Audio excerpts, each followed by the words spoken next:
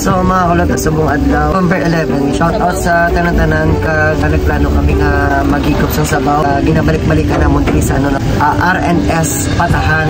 Kung diri ka mo sa Haro area, try nyo i-visit ang RNS sa shop ni Editor Hernan. Pumukumok ang ilang lagasang mga punod, mga tambok. Matilaw naman tas ang malamit nga Patahan ni RNS.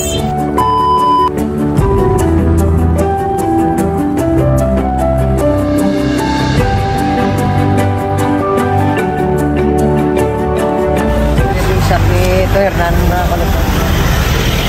Diri shop dito Jirel. Kumapa kayo, kamusta sa Laskan, diri sa Barangay Kubay. Muna sa mga kulot. Parang pag ginasala ni Tito, no?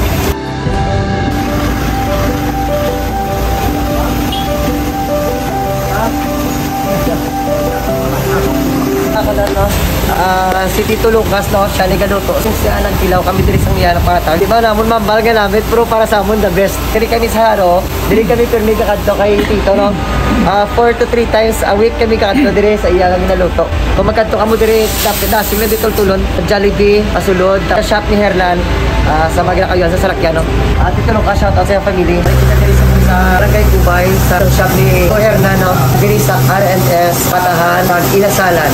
Tito Lucas, kanadi ang tag-iya. Isla katilaw kami diri sa iyang Patahan. Ayun na kami permi kabalik-balik. Gusto namon ipatilaw sa inyo ang ilang pata. Kung amon san subo puro na pata. Interview ko si Tito kung paano siya nag-start diri. Dito isa ka manugluto sa Marco, no?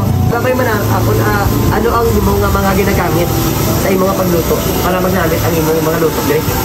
Wala simple lang ang mga panakot diyan ko nang ginagamit na, no? Siguro sa panahon sa dunia.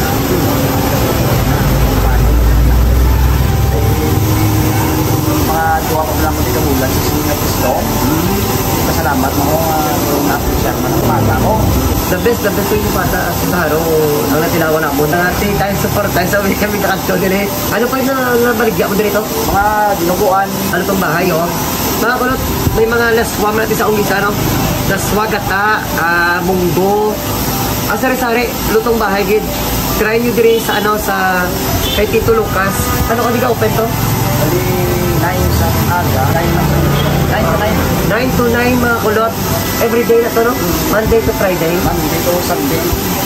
Wala day off si Tito, no?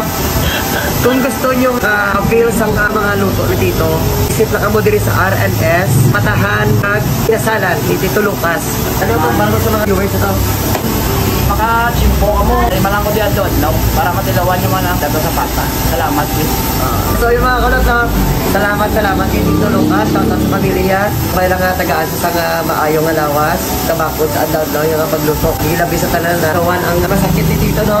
Kaya hindi kita makatila sa kanya luto. Ang bako ng best is the best na luto ni Tito. Yan, goodbye silang guys.